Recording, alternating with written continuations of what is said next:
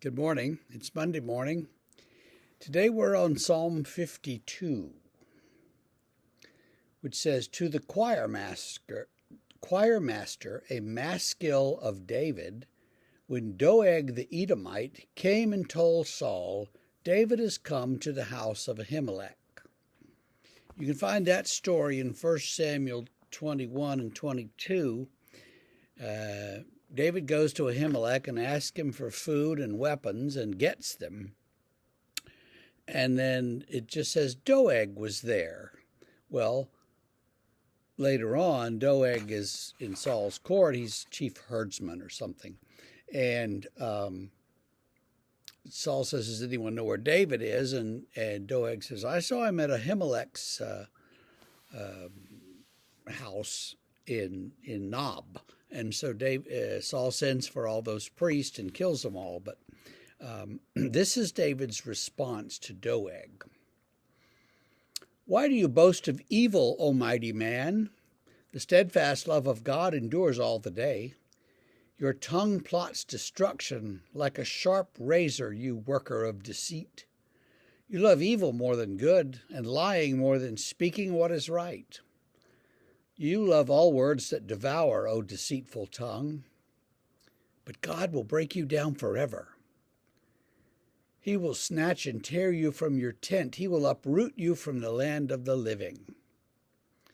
The righteous shall see and fear and shall laugh at him, saying, 'See, the man who would not make God his refuge, but trusted in the abundance of his riches and sought refuge in his own destruction.'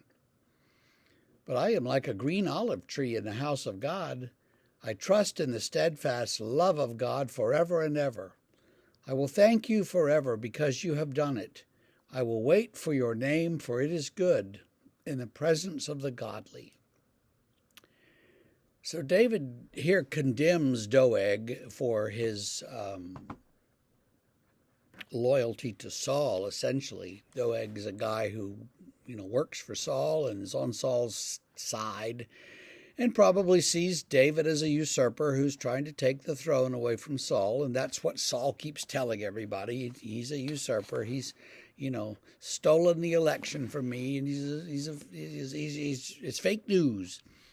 Well, David is out there just trying to stay alive, and we all have sympathy for David because he becomes the great king that Saul wished he could be, but isn't. So anyway, Doeg works for Saul, and Doeg then tells Saul, "Well, I saw David over there." And so Saul is able to pursue David and in the meantime eradicates those priests who helped David. And so that's another bit of it that helps Saul, kill these priests. The priest fed David and his men, and they fed them with the bread of the presence, the holy bread from I'm guessing that they had a tabernacle of sorts set up there at Nob. Wasn't the temple yet. There wasn't a temple built.